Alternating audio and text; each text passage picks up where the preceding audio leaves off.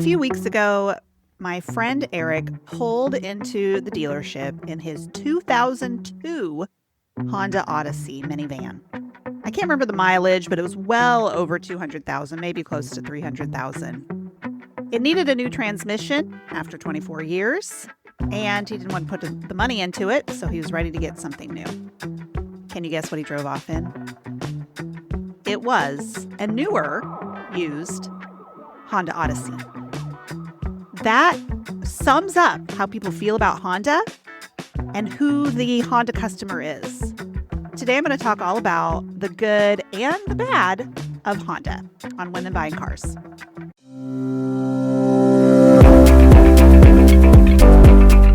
You're listening to Women Buying Cars, and I'm your host, Meredith Reynolds.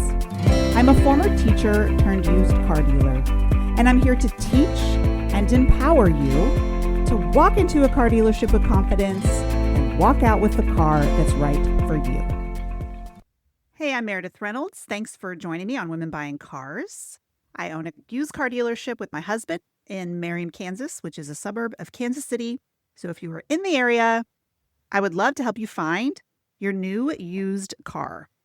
Today, I'm starting a new series called The Good and Bad. Each episode, I'm going to be taking a car company and telling you what I love about it and what I don't like about it. So you're going to get the good and the bad of a variety of car manufacturers. We're starting today with Honda. Now, I sell used cars, so I am talking from experience in selling vehicles that are 5 to 12, maybe even 15 years old. So if something has changed in the last 5 years that goes against what I'm saying today, I'm unaware of it, right? I don't know what the 2026 Honda Civic looks like in and out because I don't have any 2026s on my lot. We have sold more Honda vehicles than anything else since we opened our doors 12 years ago. The Honda is our bread and butter. So there are a lot of things we love about Hondas. At the same time, we know them back to front. And so there are some things that are less appealing about Hondas. So let's start with what's good about Hondas. That story in the intro about Eric, who went from a 24-year-old Honda Odyssey to an Odyssey that was maybe 7 years old, something like that. Major upgrade. He exemplifies the Honda customer. The Honda customer is looking for a practical car that will last a very long time, which is exactly what his van did. Hondas typically make it conservatively 200,000 miles, and honestly, it's more like 300,000.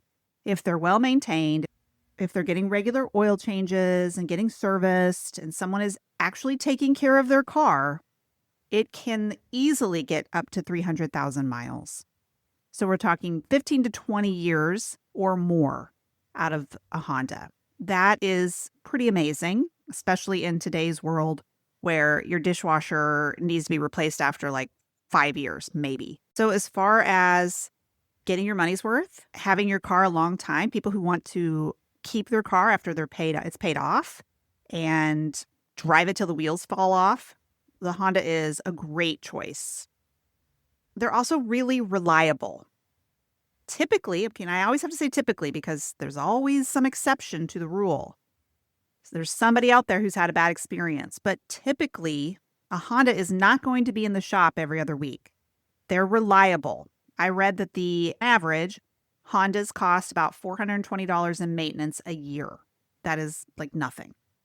So your Honda should give you very little trouble. Of course, this is dependent on a lot of things. If you buy a salvage title, then that's a different story. If you buy a sporty Accord from someone who just ran the heck out of it and never took care of the oil or transmission fluids, that's a different story.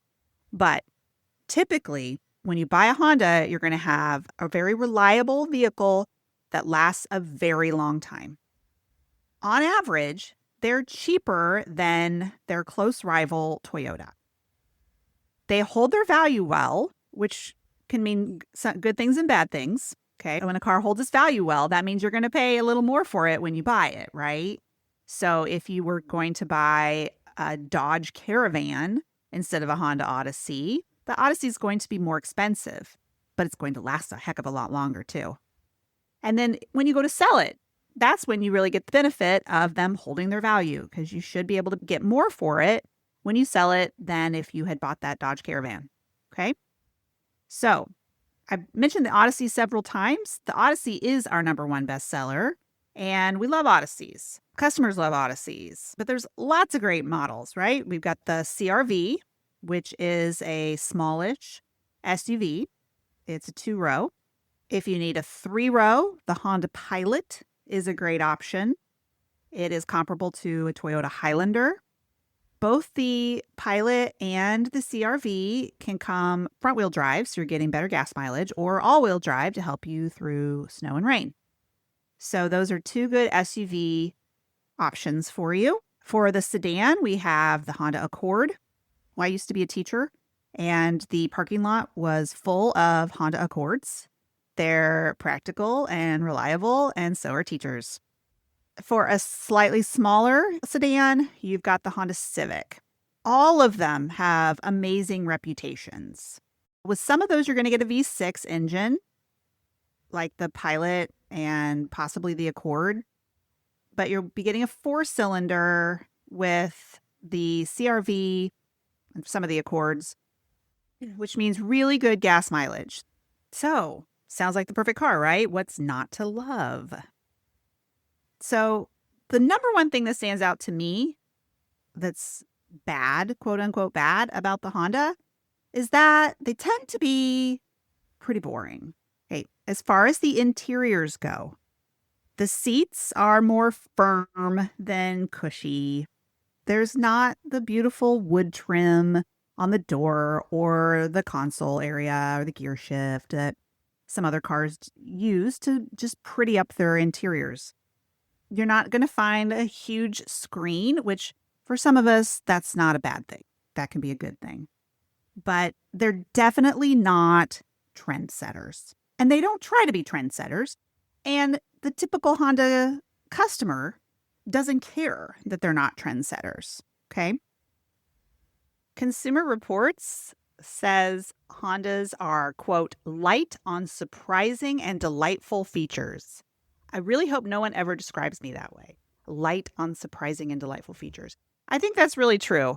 You're not going to get in a Honda and say, oh, look at this. That's just not how it is. At least not in the years that I'm aware of. So they are a bit boring on the inside.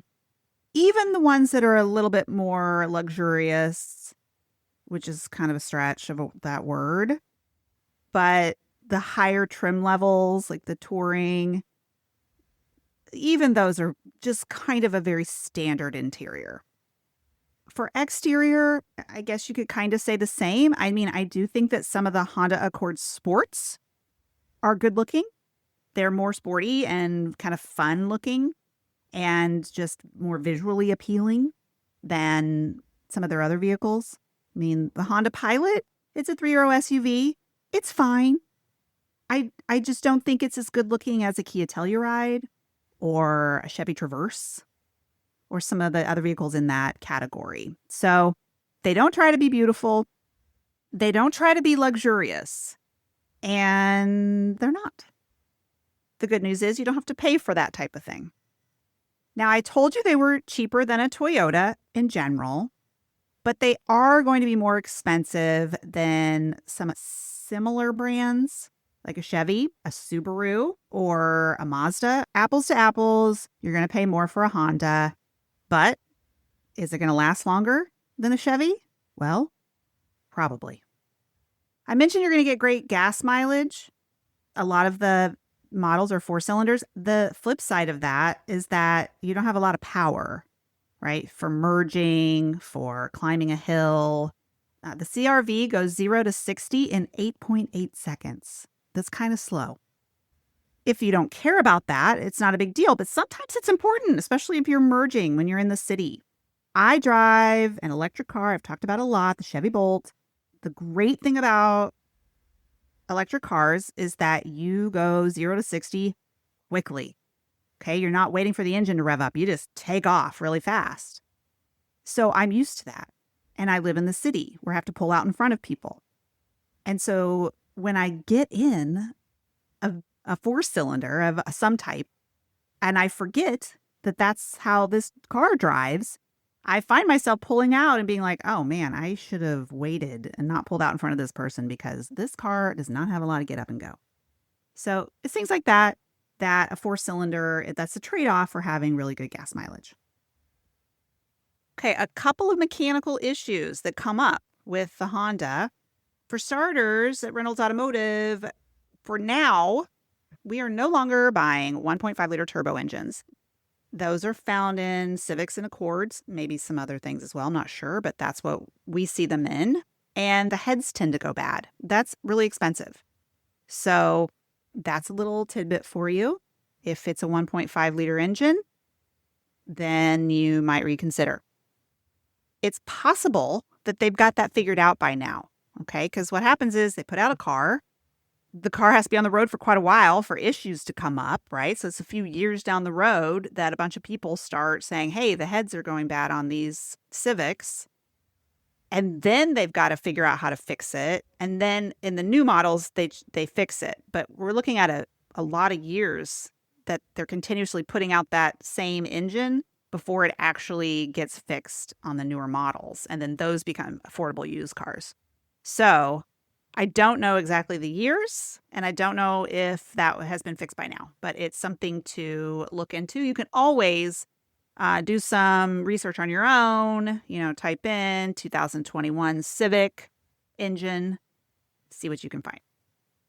Another thing for maintenance, and this is really important, a V6 Honda or Acura, because Honda owns Acura, the V6 engines have a timing belt instead of a timing chain, which is what you'll find in most other vehicles. The timing belt has to be changed after 100,000 miles. Okay, it's really between 100 and 120,000 miles typically.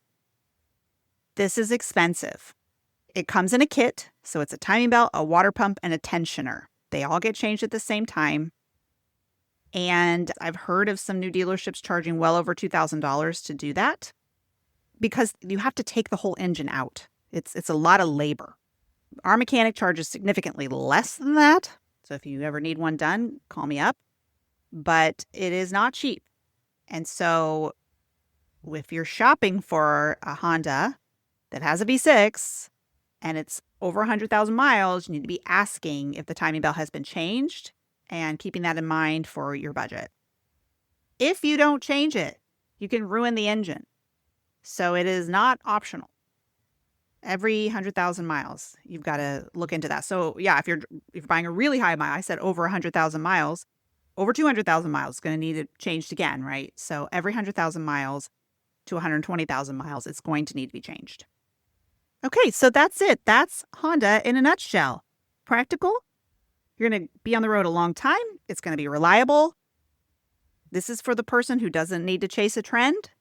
This is for the person who doesn't need a ton of extra luxuries on their car.